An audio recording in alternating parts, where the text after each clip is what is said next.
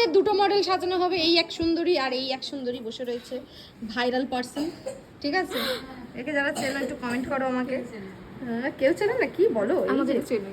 হ্যাঁ, তোমাকে তো সবাই চেনে, এত ফেমাস। ঠিক আছে। হেই, হ্যালো এভরিওয়ান, তোমরা সবাই কেমন আছো? আমিও খুব ভালো আছি।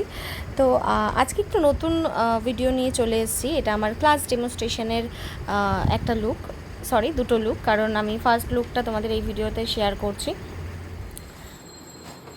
তোমাদের আলাদা করে লিকুইড ফাউন্ডেশন দেওয়ার দরকার নেই, এটাই।